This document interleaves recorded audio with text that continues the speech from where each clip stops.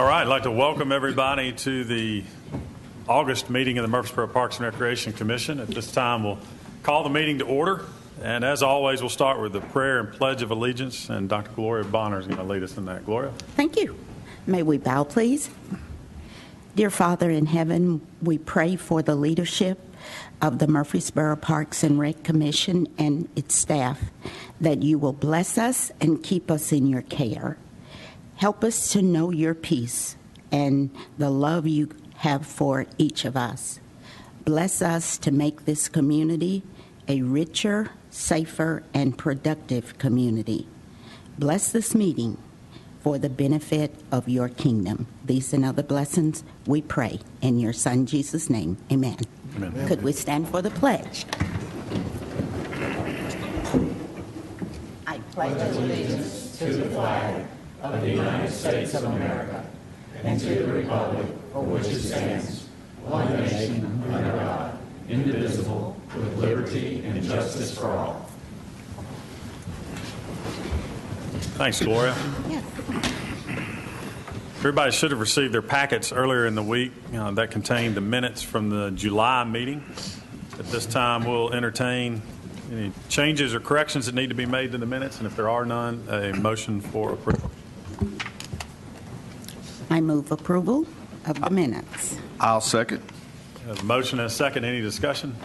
All in favor say aye. Aye. Opposed? The minutes are approved. Mitzi, good job. Thank you. We'll move now to new business. Item number 1 is a consideration of a recreational dance school.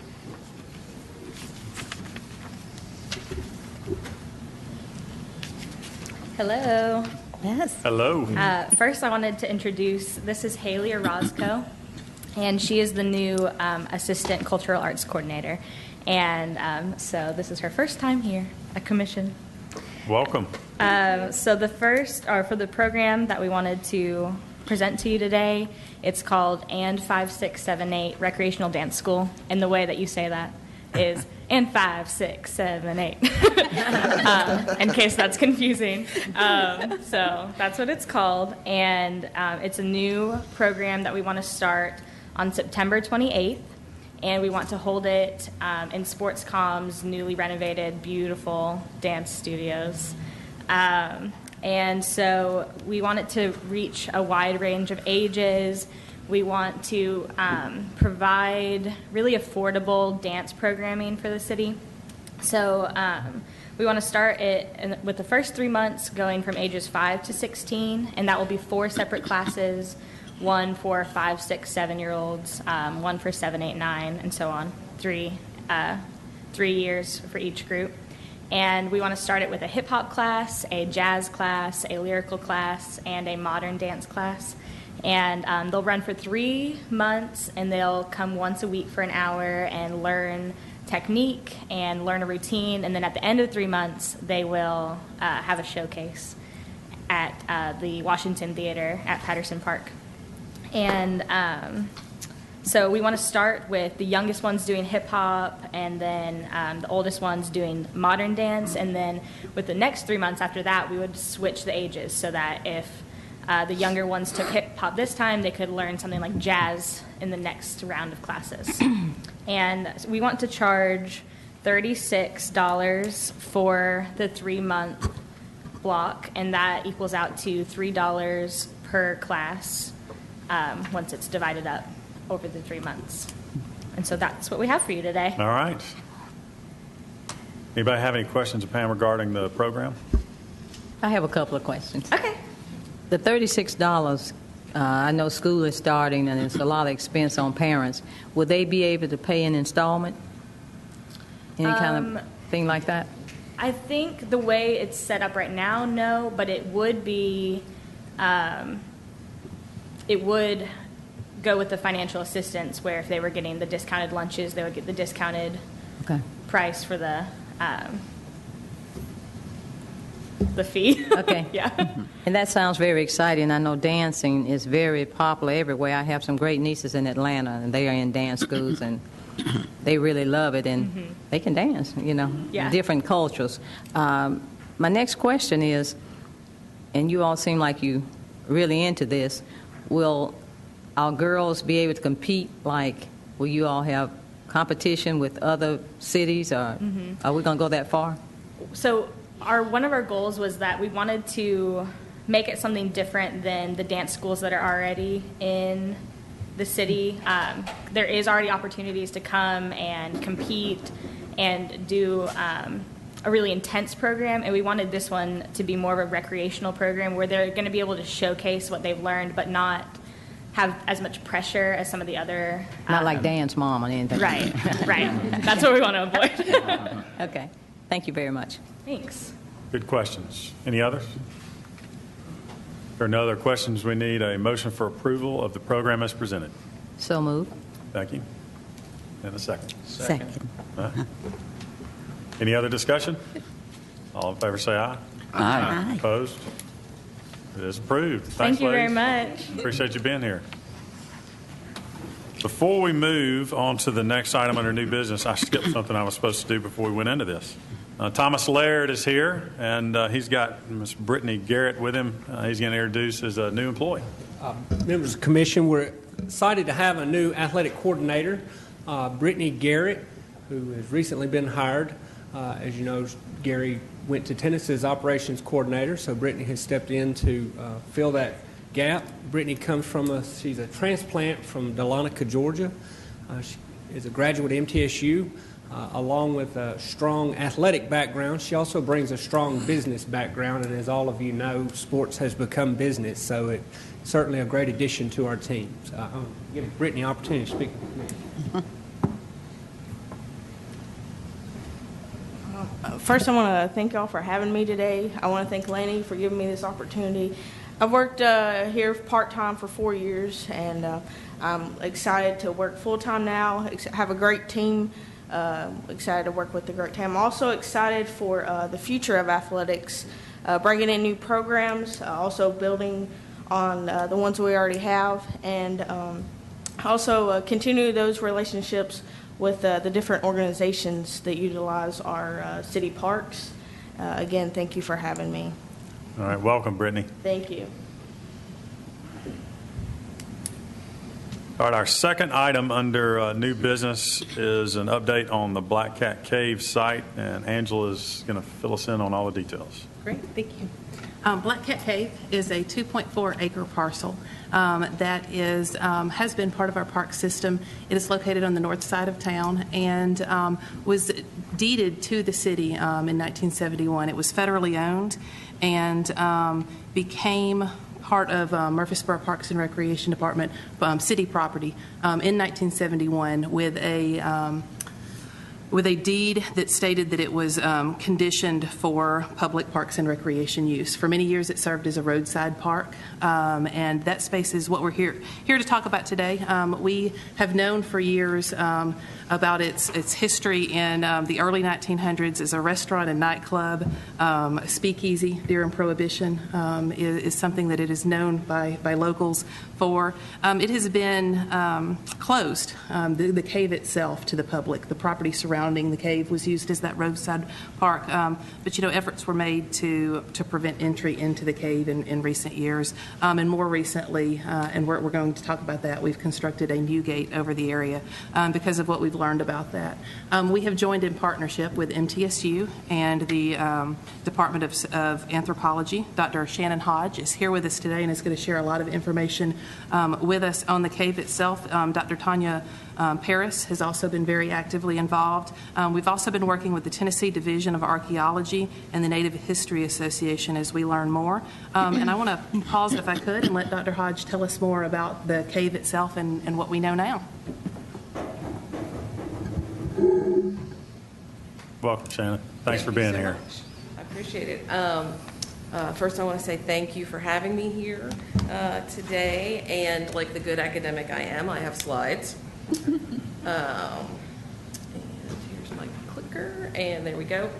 My role here today is to bring y'all up to speed on what has happened at Black Cat Cave in the last couple of years and what the partnership that MTSU has made with Parks and Rec And that's the first thing that I want to say, is that I just have to commend everybody associated with the city of Murfreesboro, and particularly with Parks and Rec, for just the amazing cooperation that we've gotten, the assistance, the partnerships and friendships that we've built along the way in the last 2 or 3 years, that I couldn't have asked for a better set of partners to work with. So that whole experience has really been wonderful. My job, though, is to tell you about Black Cat Cave and why it's important. And this is a quick Google Earth of where the cave itself is. Here's the VA, the golf course, and it's just across 231 from the VA there. We have evidence for human use of this cave dating back 7,500 years. Most recently, we have modern graffiti and vandalism. As Angela said, back in the 1920s during Prohibition, it was an illegal speakeasy, as far as we know. After that, it was used as what's referred to as a dance cave, which there's a very rich history of here in sort of the upland South. And much earlier than that, prehistoric Native Americans used the cave both for a living place and also as a cemetery. In 2014, we were asked to come consult on some pretty significant vandalism that had happened in the cave, and we were able to mitigate that damage and to advise Parks and Rec how to continue with that effort. This is a photograph from about 1933. You almost can't tell it's a cave, but the overhang is the roof of the cave, and then there was actually a masonry wall with windows, doors, and even a fireplace in the front, blocking off the front of the cavern to make it into this speakeasy and later dance cave. During the dance cave era, it was known as Rainbow Cave and was actually operated by a woman entrepreneur who held dances with music and heaven knows what else. So this was the situation that we found the cave in. The two students that you see there are standing in a looter's pit that at its greatest depth was deeper than I am tall, which is not necessarily saying much, but and the pile of dirt that you see to the right of the screen, to the right of those students, or I guess to the left of those students, is the pile of dirt that came out of the hole that the looters dug. What you can't see is that pile of dirt is full of artifacts and human remains.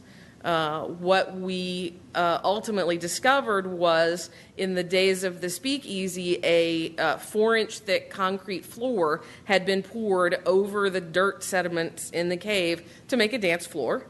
And what it wound up doing was protecting this really significant prehistoric cemetery. At some point, somebody got in, broke through the slab, and began digging randomly. So what we proceeded to do then was record the damage, and then we brought a group of students in to record what we could of the archaeological component there.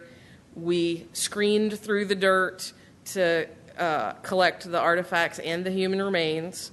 And then we replaced the dirt in its original location. This photograph here, you can see at the top is the concrete slab, and then below it, all of those multicolored layers of earth are living floors or fire pits or something that's associated with humans having lived in this cave. We have radiocarbon dates that place the earliest recorded occupation of the cave that we know of between 5,000 and 7,500 years ago. Let me emphasize that we did not do any additional excavation. We did take 2 small radiocarbon samples out of this particular profile, which together are about maybe a cup of soil. But other than that, we did no additional digging. the looters didn't get to the bottom of the sediment. So we don't actually know how old the oldest layers of this cave are. This could be even more significant than we already believe it to be.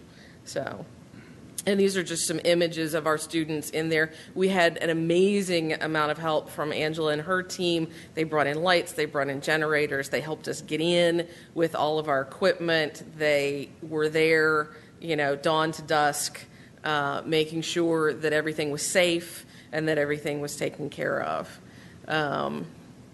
This is how we left the cave at the end. We put the dirt back. We put the pieces of the slab back, not in their original places, but covered it as best we could. And then the process went forward to build this amazing gate that is now protecting the site. We and our students tested the area out in front of the cave because, of course, that's part of the archaeological site as well. And then the gate was allowed to go up. I'll point out that you can see a little bit better in this photograph than the photographs that were in your packet. You can actually see that the walls of the historic structure are behind this gate. So those walls were not removed. They're part of the archaeological site itself. And I'd like to say thank you to these folks and let you know, just in a couple more words, that we have additional plans, that we'd like to do some more studies here. We'd like to do some very limited excavation to find out exactly how old the sediments in this cave are.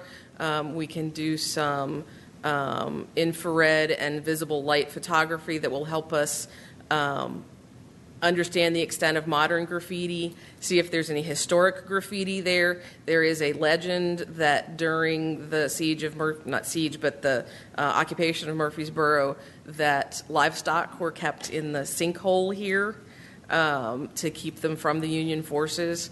And then whether or not there's any prehistoric art on the walls of the cave to test the extent of the prehistoric, the sort of horizontal extent of the prehistoric site, and the two most significant factors I think we've got going on with Black Cat Cave is, first of all, its overall antiquity. That, as far as we know, this is the earliest human occupation of a cave site east of the Mississippi River.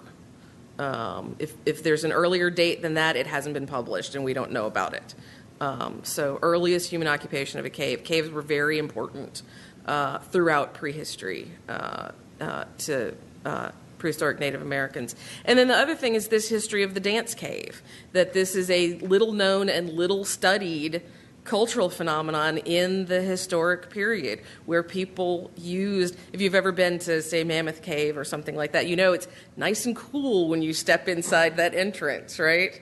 And people gathered in these places to stay cool in the summer and have a dance and have a good time. And it's very much a vernacular, sort of homespun cultural tradition that we also need to not lose track of. So thank you for allowing me to come talk to you today, and I'm happy to answer any questions. All right. Anybody have any questions for Shannon or Angela regarding that? I'd like to go on a little bit more. Happy to pause if you have questions now and talk about as we move forward. We know, and thank you so much, Dr. Hodge and her team. We have been incredibly fortunate with the partners that we've had to learn what we know now and to advise us and help as decisions are being made. We know it's very important historically and culturally. We know that the safety factors as well as we make decisions moving forward.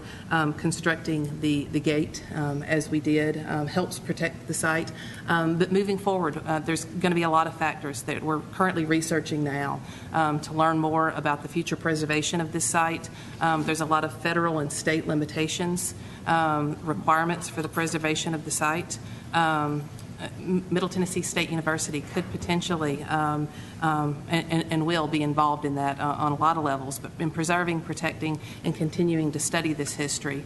One of the things that we've discussed, because of the deed that the city has for parks and recreation use and how this knowledge changes how we would potentially use it from a recreational standpoint.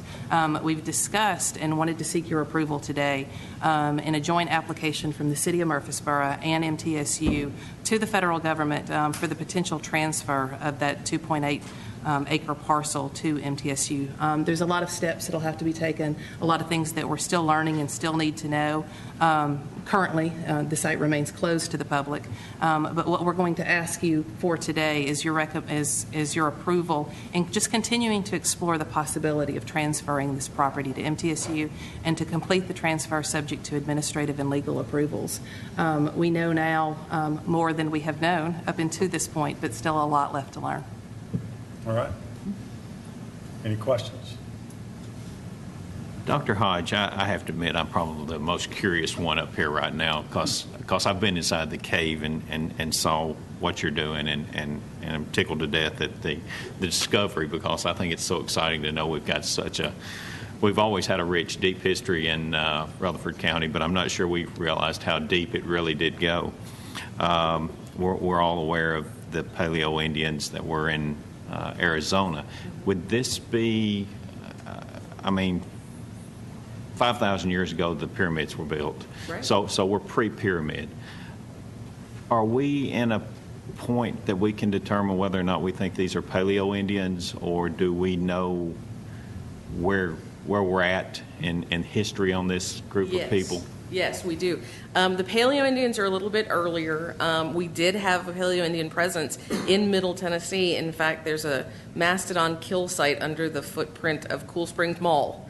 And that's in the 11,000 to 14,500 years ago time period. These folks are, the time period they lived in, we would refer to as Middle Archaic. Okay. And so they're not yet settled down. They're not agriculturalists. They're not living in permanent villages, but they're living. I sometimes to my students make the analogy, if you saw the film Dances with Wolves, where people would settle down for a considerable length of time, but not in a truly permanent residence.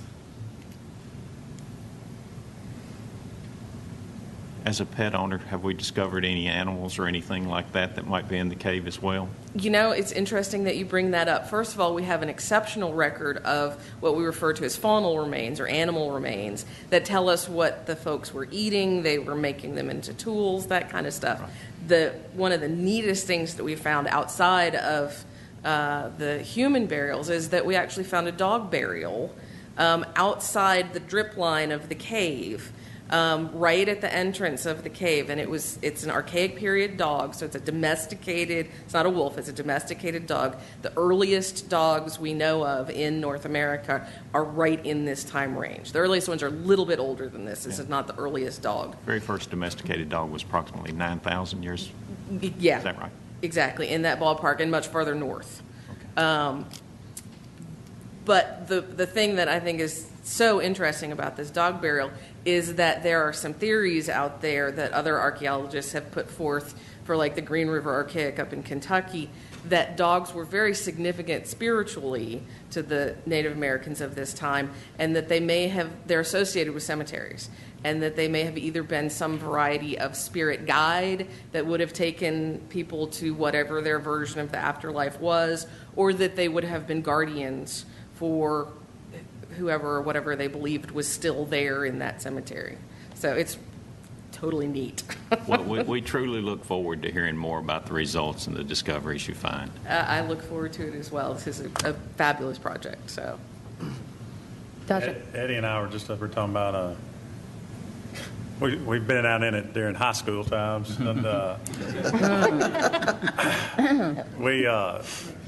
you would have never dreamed when we were traipsing around that thing as a kid, Rick, that there was this kind of stuff down there.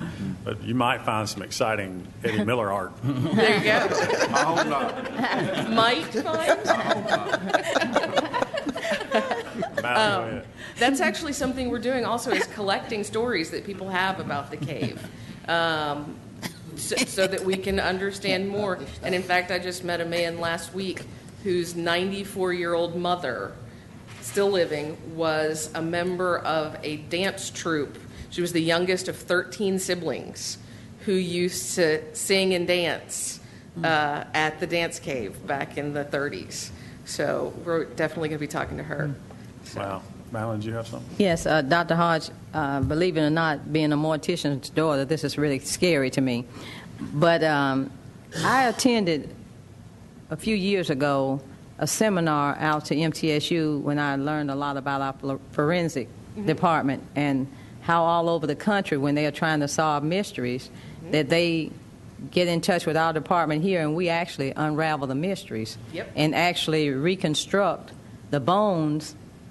And that was amazing to me. And I was just wondering, will we be bringing in that department to maybe reconstruct some of the bones, to make the skeletons, to give us an idea when possibly some of these corpses were, what year and all will we be partnering with them? Yes.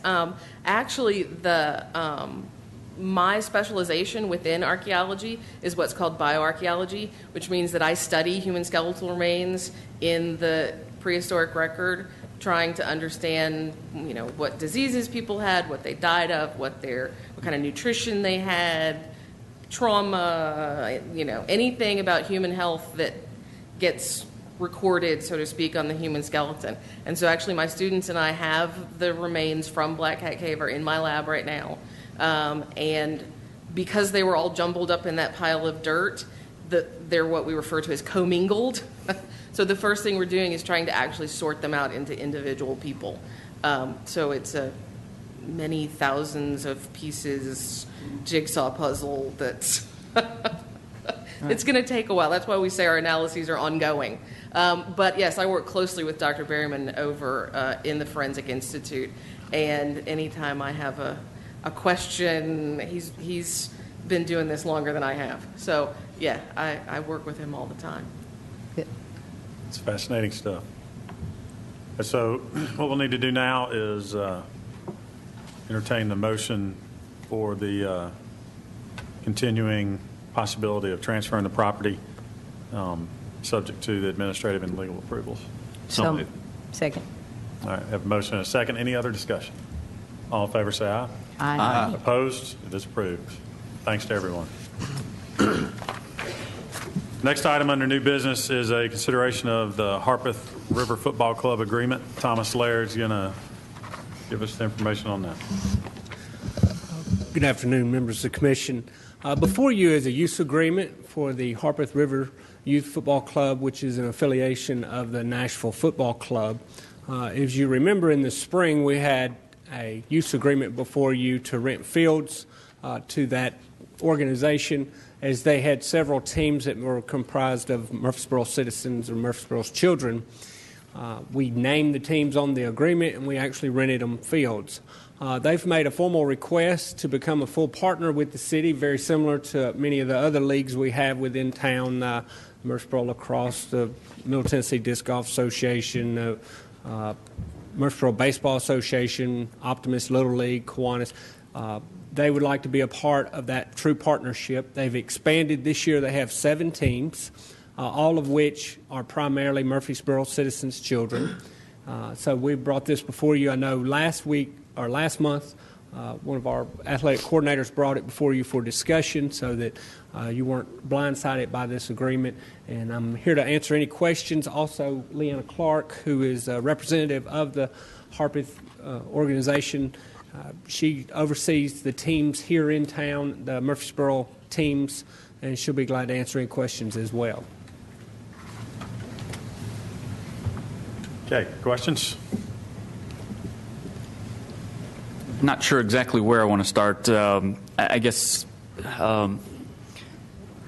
so this request is much more of a formal agreement similar to what's already in place with Murfreesboro Soccer Club. Absolutely.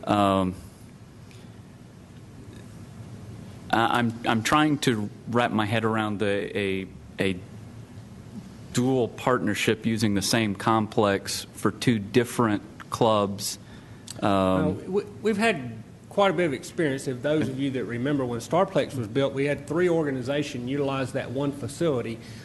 So it is doable. We had the Murfreesboro Baseball Association, the Murfreesboro Little League, and the Parks and Recreation Adult Softball Program in there at the same time. In the fall, we would bring football in as well. So we're quite experienced, and the athletic staff is quite experienced with serving several organizations within one complex. Within that, obviously, adult softball is not competing with the Kiwanis or the different leagues. Were any of those leagues in, again, for lack of a better word, in competition? Absolutely. Murfreesboro Baseball Association, they actually were part of the Stones River Kiwanis, as was the Little League.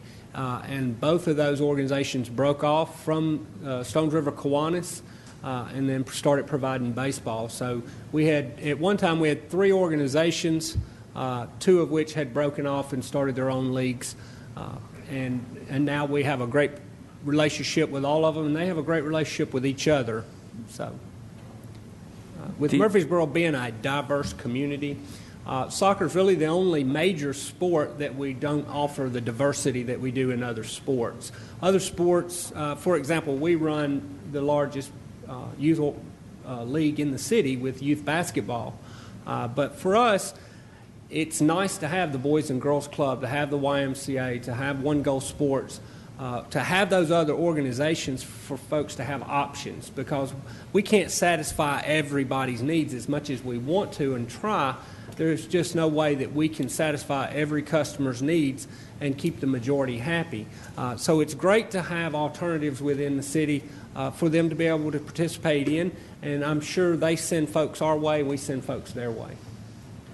Is this a year-to-year contract? It would be. It would be a year-to-year. This contract goes through the end of this year, and then we would include them in our annual athletics banquet in January and re-sign the next year's contract along with all the other leagues. Well, I'd like to move to approve, and if there's anything we need to revisit after a year of the contract, we can talk about it then.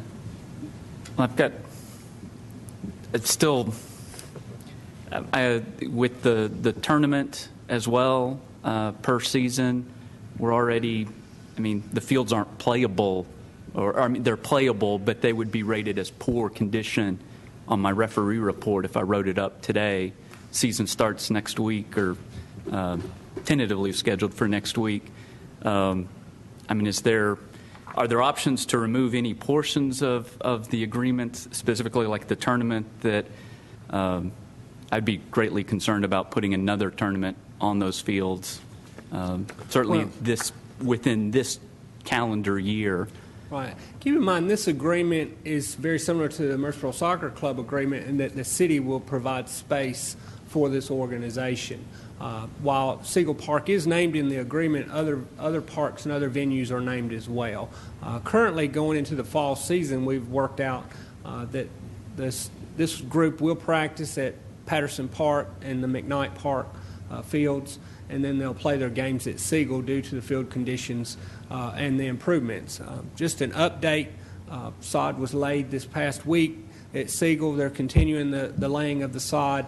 The bid for the contractors was delayed slightly, but sod's going down. Talking with our turf grass manager, while it may cause us to move things around to get the rec season started, I think we're going to be in great shape come tournament time into the month. So the fields do look better. If you haven't been out there and looked at them, the areas that have grown in look really nice, and then we're in the process of resodding those that didn't get a chance to grow in through the summer. I think the only comment I would add is, Thomas, you give a lot of really good examples of, how other leagues have spawned from the various leagues over the years and work out great. But there is one, I think, critical difference that we can't just dismiss in this, is that while the participants of these teams may primarily be residents, this is not an agreement with those teams. It's an agreement with that club, which is not a local club. It is different. I'm not saying I'm opposed to it, against it. But it's not the same as something that's, come from another group and started a local group. I mean, it's Right. with a group that is not a local group. So I think that's why there's been a lot of questions about it. Sure. Keep in mind, we did name the actual teams within the agreement to try to keep that in mind. Due to the way the state runs soccer, there cannot be, like, these folks didn't have the option of breaking off and starting their own organization. I'm sure that was certainly considered. But the way the state sanctions soccer, they have to be affiliated with either an established club, or they only allow one club to be sanctioned within the state, within each city or individual. So this is not uncommon throughout the state in various cities. Yeah. I was just going to add, I am a Murfreesboro City resident, have been here my kids have played at MSC since they were 5. And this was just, what has happened historically is Could you tell us your name, please? Sure, I'm sorry, Leanne Clark. Okay, thank you. What has happened historically is if you wanted a different option, you had to take your kid to Nashville, to TSC or one of the other clubs. And we as a group of parents didn't want to leave locally. I mean, our kids are very involved. We didn't want to spend all our time commuting to Nashville just because we wanted something different. And so we worked really hard, and like Thomas said, when you you can't just create a brand new club without the curriculum and all the support you get from a larger club on our own. What I was going to add, if this is a really big sticking point going forward, we could look at, creating a different model, but we would have to have that relationship with the Harpeth group because, like I said, they have curriculum already developed. They give our coaches support. We come together in our age group, so our kids are benefiting by playing with some of the other best kids in the area. Soccer is also changing in that these mega clubs are being created so that you can, the better kids, whether you have 3 in Murfreesboro and 3 in Henderson and 3 in whatever, they come together and play together to compete with other states. So that's just kind of how the whole sport's developed. But we are a group of local people who want to stay local, who want to work with the city. We were even talking volunteer-wise. We don't mind volunteering when we have spring fling here. I guess we want to be a good partner. We want to make this is very important to us and our kids to make it work. We want to work with MSC. Sure, right now things are not... they didn't give my oldest son an opportunity to come back and play at MSC because of what we were trying to do. But we want soccer to succeed. I don't think this club wants to be a huge club. They're just trying to fit the need for... My daughter's team was one of the first ones that left, who wanted to play with other top kids. They were very talented, and the model at MSC wasn't allowing that to happen. We worked with the board forever, and they didn't like what we had to say, and that's okay. It's America, right? You go, if I don't like what Walmart's doing, I can shop at Target or vice versa.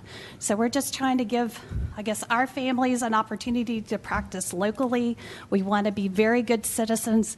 Although we are connected to this Nashville group, know that it's a very local effort here with a group of people who want to make it work, want to take care of Murfreesboro. We're very protective of the fields, too. We don't want to destroy the fields. We get that.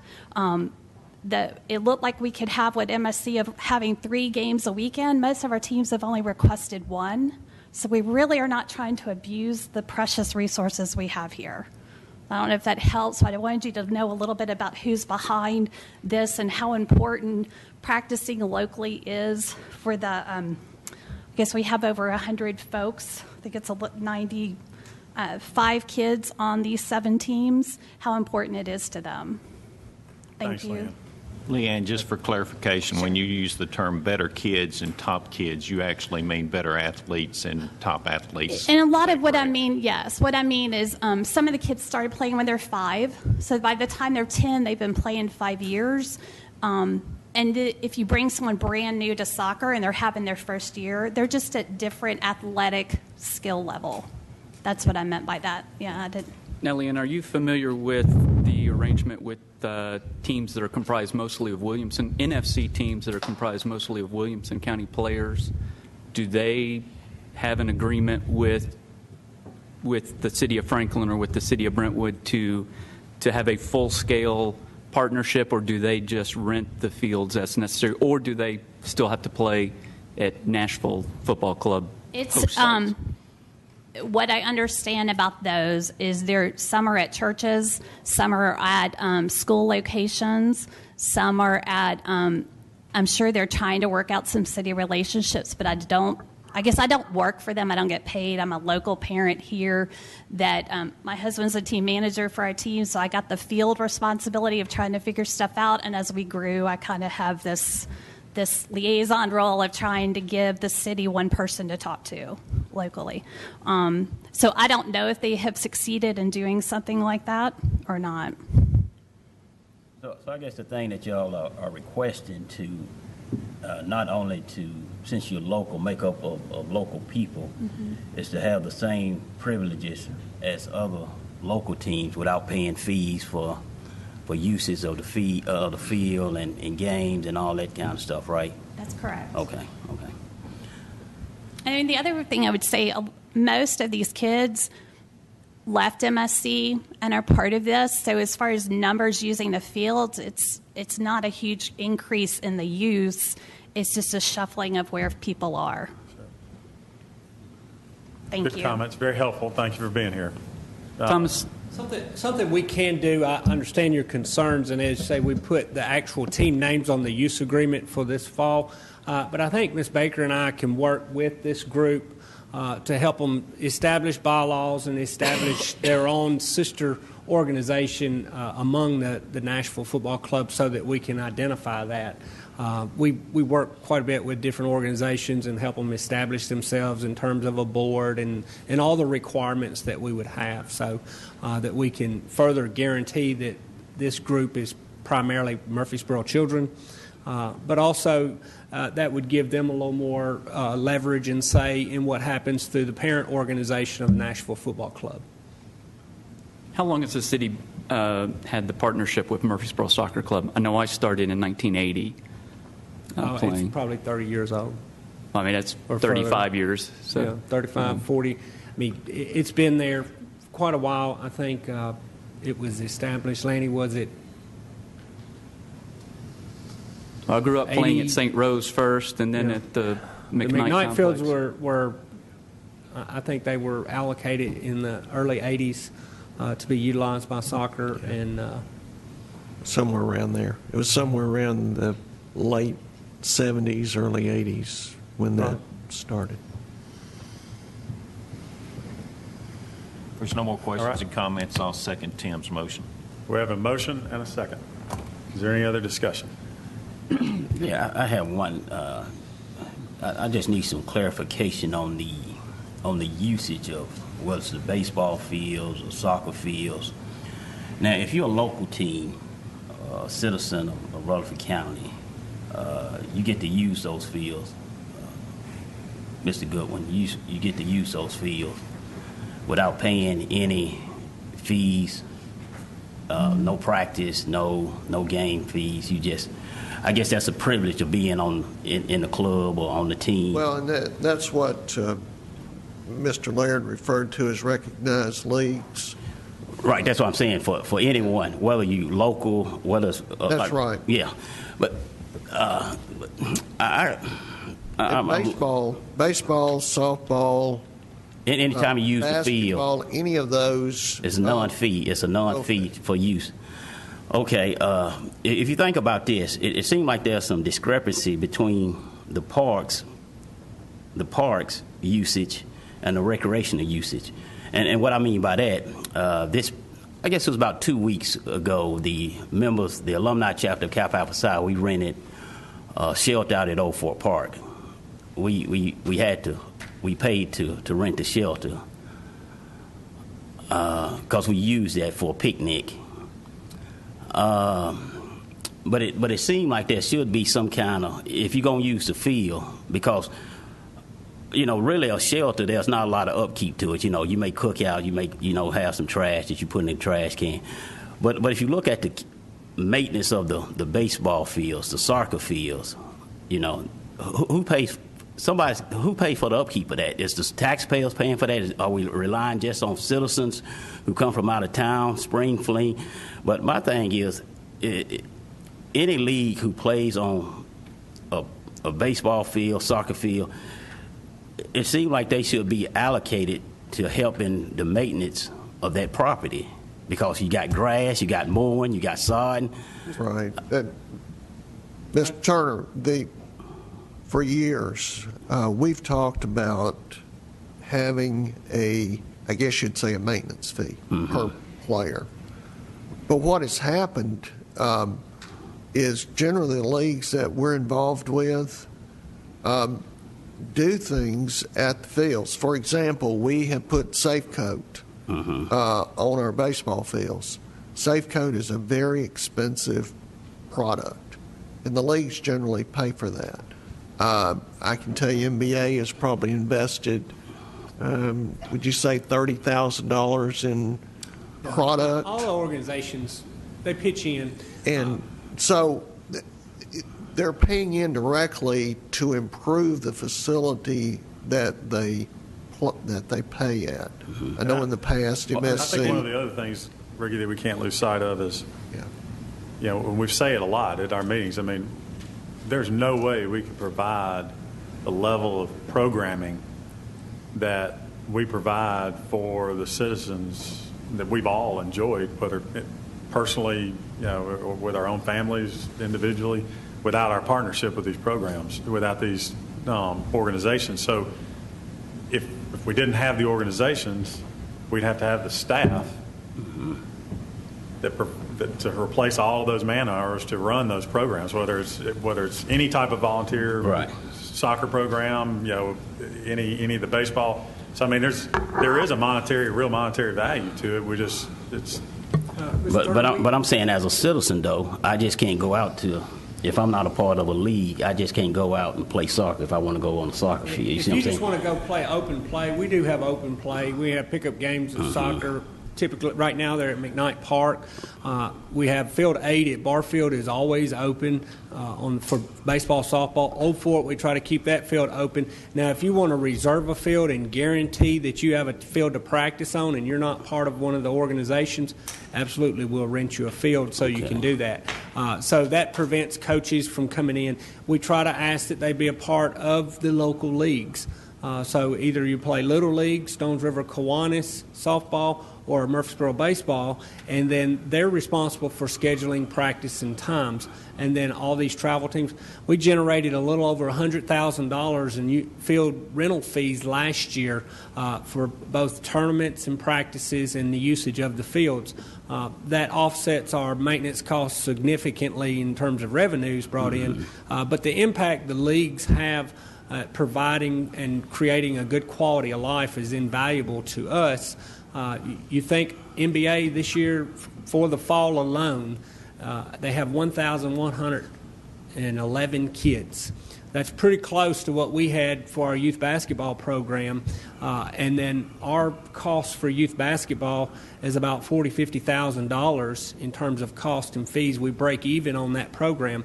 Well, here's an organization that's absorbing that $50,000 that's offering a program within our park. So it's certainly a good partnership. The diversity is, I think, what separates Murfreesboro from other cities. The fact that if you don't agree with Little League baseball in a lot of cities, a lot of towns, that's your only option. You play by Little League baseball rules or you don't play anything else. Whereas here, there's options to be able to bring your own team, travel teams to play recreational ball at different locations. The same thing with other sports. And I think that's what we're trying to create here as Murfreesboro expands, especially talking about a West Park. We're going to need options and diversify our programs. And this is going to be a way that we can start doing that with soccer. Is there any other discussion? If we approve, understand what happens with this. If we decline this or reject this proposal, the teams still have the option to rent the fields. That's still on the table. That was voted on in the spring. I don't think we discriminate against any group in terms of whether we rent them a field or not. Any other discussion? We have a motion and a second. All in favor say aye. Aye. Opposed? Nay. Okay. Thomas, thank you. Leanne, thank you for being here. All right, next item under new business is some updates on Miracle Field, Bradley Academy, and North Murfreesboro Greenway. Laney's going to cover those quickly. And Mr. Chair, I'm going to move through all of those and the annual report because I know that time is growing close to one. We have been meeting with the Price family. Of course, they were at one of our commission meetings in the past, Project 1-4. We presented that to the City Council last Thursday night. City Council endorsed that for them to go out and start their fundraising efforts. And Mr. Lyons and I have been meeting pretty regularly with the Price family. So we're doing that. We're moving ahead with the architectural engineering on the particular site. I'm getting cost proposals. And we're starting to set a timetable. And just to kind of give you a preview, we'd really like to get this to where this would be a ribbon cutting of this facility in the spring of 2016, which is pretty aggressive, which means that there's got to be a lot of work done in terms of fundraising. But the Prices, Project 1-4 is totally committed to this. It's going to be their total effort for their foundation. We applaud them. We're so happy that they have come forward and offered that. I know David is excited. You listen to the stories that his mom tells about him pitching to the Challenger League or to the Miracle League when he was in Tampa. It really gets to you. It's a great story. So I just want to let you know that that project is moving, and it's moving at a good pace, and we feel really good about where we're headed there. Bradley, we presented our MOU to the Murfreesboro City Council last Thursday. It was approved. The effective date was August 1. We now have staff in the Bradley Museum, and we've got a lot of work to do to get it to where it's going to be a true representation of what that building needs to be. And we're going to be working with the Bradley Board, the Friends Group there, on a lot of things. But right now, that building is under construction, so the use is limited. There are some rentals, and we're honoring those rentals. We're making sure that they're being honored. So if anyone from the public asks you, what's happening at Bradley, we're honoring the rentals. We're trying to limit the use. We do have construction underway right now, and we're working parallel with the construction in our organization, getting our management up to speed. So as soon as construction is done, we'll be ready to assume operations. With the North Murfreesboro Greenway, of course, you've heard many times about that. We've been working with the Corps of Engineers for the last several years on the construction. It's about a 3-mile trail. It starts at Walter Hill Park and runs along the south side of the East Fork. The river runs west. Last council meeting, Mr. Crumley presented a proposal to use approximately 4 acres of the Coleman Farm for a trailhead. We would be purchasing that from the Water and Sewer Board at $11,000 an acre, I think was agreed price. So we're moving forward with that. The council did approve it. The Corps was on site today, walking the trail, looking at the site. They're reviewing 100% construction drawings right now. Their plan is to have that bid and have a contractor in place before the end of their fiscal year, which is September 30th, or 30 September, if you want to say it the way they say it.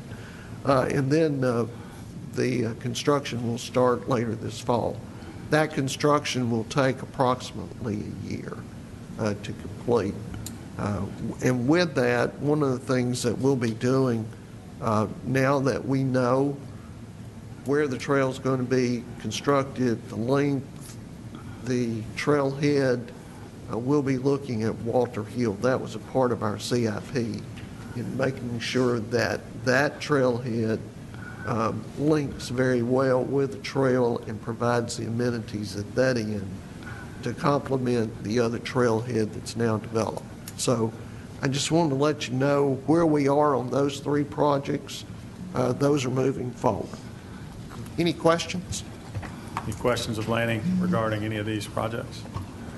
With the David Price, the foundation, what partnership is that? Is that a 50-50 with that, or how is that? We haven't worked out the split, so to speak.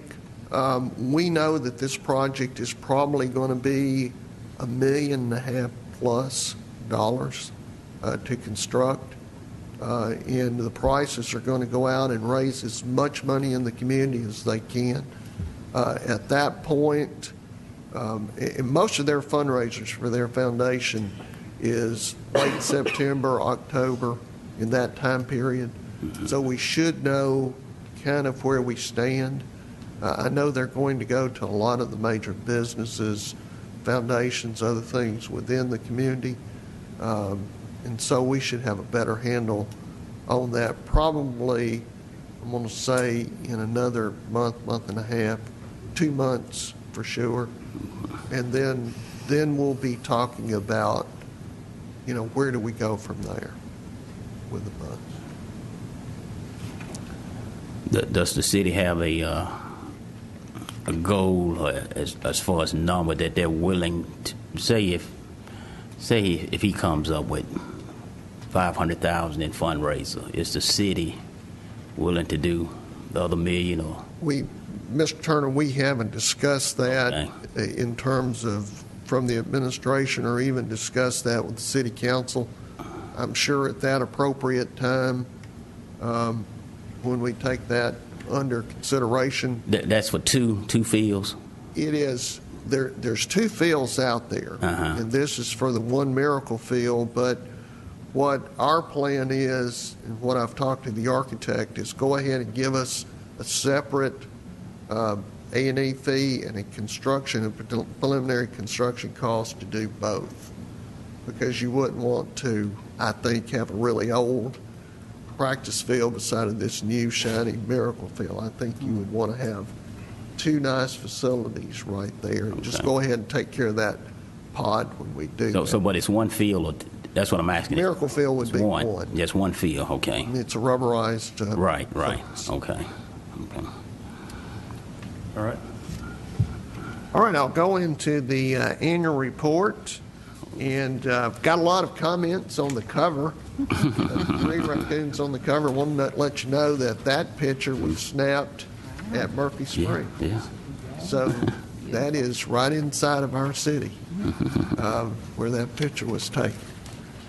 And as you go through the annual report, of course, it reflects the 20 awards that we won last year for all kinds of different programs for personal achievements from staff.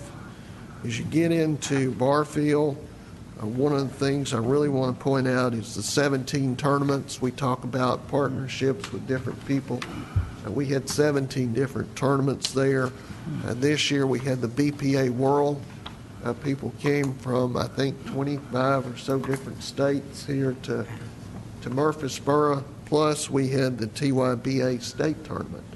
So we had a month in July of nothing but continuous baseball at Barfield. And as you go to the next page, of course, we've just finished a $3 million renovation of SportsCom. You heard Pam talk about the new dance studios. I know Miss Gills Harris is starting to use that. She has a whole group of new senior friends there at SportsCom as well. Cannonsburg, I wanted to point out, Cannonsburg is a museum as well. I know we talked about Bradley, but Cannonsburg is also a museum. We have artifacts from all across the county. And it's amazing the things that we have there, because people find those and they say, well, we don't know what to do with it. We want it preserved, so they would bring it to Canonsburg. So we're a large repository of Rutherford County artifacts. And we had over 68,000, almost 69,000 people just in special events and special programs that we had to visit Canonsburg. On the Oaklands and Murphy Springs, we take care of both of those facilities.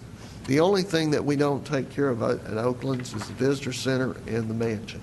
But we take care of everything else. At Discovery Center, we take care of everything but the Discovery Center itself. And that's a public-private partnership that the city has at that particular location. When you get to Richard Siegel Park, I know we just talked about soccer, but we've listed our soccer tournaments. I added up the number of teams. There was 695 teams that played in those tournaments in 2014. So that kind of shows you the amount of usage that park gets. I just mentioned on our greenways that we're adding another 3 miles to the north. To the south, in the fall, we'll also start phase 4 of Greenway, and we'll add another 3.5 miles. So within a year, we'll have an additional 6.5 miles to our Greenway. I list the 148 different organizations and what the reasons and the locations that we partner, but we have 148 other partnerships throughout the city. And then I've given you some information on rentals. Of course, Patterson, having the most rental space, is the area that produces the most revenue. But one of the things I want to point out is we count user visits. If you come to SportsCom twice a week, we count just 2. We had over 400,000, actually 432,756 user visits just at SportsCom and Patterson. That's almost 500,000 user visits just within those particular areas. Of course, Spring Fling is in here. It points that out. The revenues, that actually covers the cost of our staff and the facilities that we provide for Spring Fling. Out of the 5 sports, we take care of 3 of those. We take care of the girls softball, the tennis for boys and girls, and the soccer for boys. The other thing I wanted to point out, I know Mr. Turner mentioned pavilion rentals. We had 1,036 pavilion rentals. Those are first come, first served, but people like to reserve those. They have traditions set up. January the 2nd, our phone starts ringing off the hook. It rings for probably the next couple of weeks, trying to make sure that they've got those. On our financial assistance, we give financial assistance to people and families that relates to the free and reduced lunch. And last year we gave out $432,247.50 in financial assistance. That is quite a lot of assistance. In our marketing, we've got 8 Facebook pages. We use Constant Contact. We sent out over 30,000 email letters last year in our marketing. And just going on, we've got some information in here on our budget.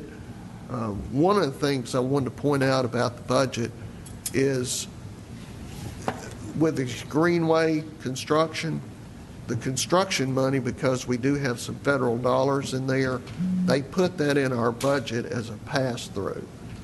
So if you look at the budget, it will go up, it will go down, it'll increase, etc.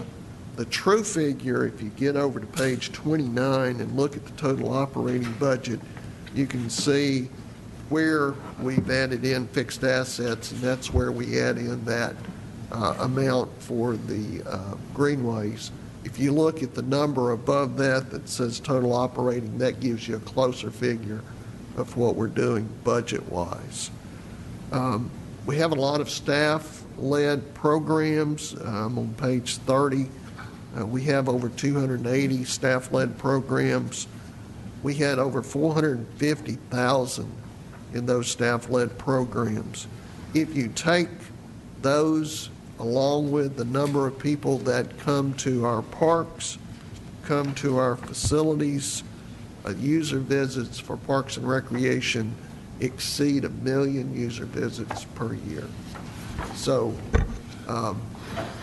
it's pretty impressive, I think, the amount of what we do to improve the quality of life. And it's a reflection on not just our staff, but the commission and the council, your support, the council's support, our citizens, just like Ms. Clark that showed up today, that, much like what you said, Mr. Jernigan, we couldn't do it without our volunteers. And so I want to thank everybody for all their support for our department, Parks and Recreation, quality of life in Murfreesboro. That's a great report. Anybody have any questions for Lanny on the report? If not, Melinda Tate's going to give us a quick rundown of upcoming events. Melinda, welcome. Good afternoon. How are y'all?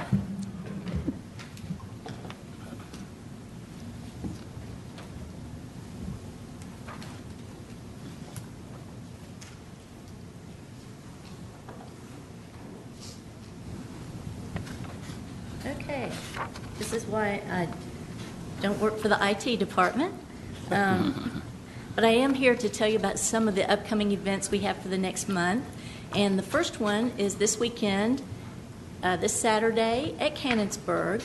We have the community yard sale. It's from 7 in the morning until noon.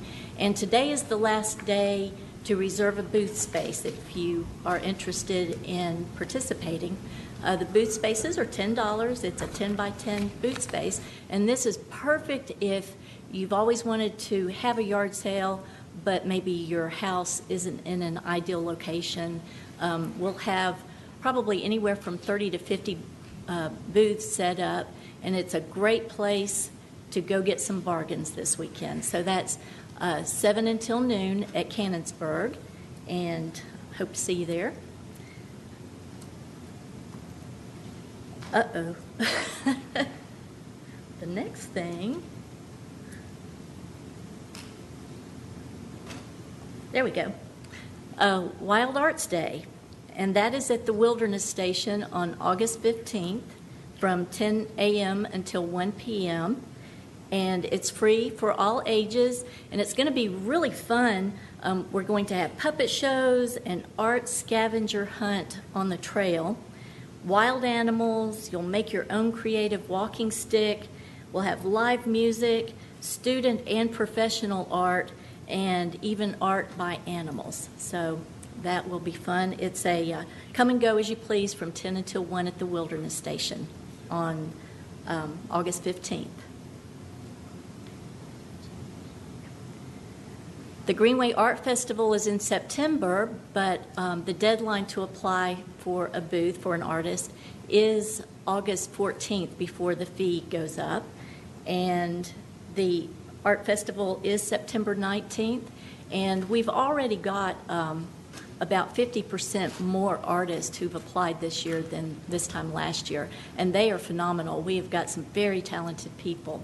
And for more information, you can call the Greenway office at 615-893-2141. And there's also an application online, the city website on the Greenway page. And Friday, August 21st at Canonsburg, it will be the last third Friday night concert. Friday, August 21st from 7 until 9. I can't remember the name of the group, but they do bluegrass, country, a little bit of rock and roll, so something for everybody. Bring your lawn chairs. It's free for all ages. And as always, you can find all the information on these programs and all of the other programs and events in the Rec Connection which can be found at our facilities and online at murfreesborotn.gov/parks. You can download it on the page there. And as Lanny mentioned before, we have 8 Facebook pages, so it's another way to keep up to date on the most current thing and to get reminders, too, that things are coming up. Does anybody have any questions? Questions for Melinda? Thanks for being here. Thanks for the update. Is there any other business to come before the commission? Eddie? Dee, I just want to remind everybody to be sure, and if you get the opportunity, to go by and check out our new tennis facility. It is phenomenal. It is beautiful. And also, I can't let it slip by without mentioning last night was National Night Out. It was a joint venture, I guess, between Parks and Rec, the police department, the fire department, and they did an incredible job of going out into the community again and reaching out and making those one-on-one relationships that really not only help us currently, but it helps us in the future when we have relationships with our community and we bring people closer. I think that really says a lot for our community and takes us to a level that many just strive to achieve, and Murfreesboro is doing it. So proud of you. No doubt. Thank you. Any other comments for the good of the order? Being none, we stand adjourned. Thank you.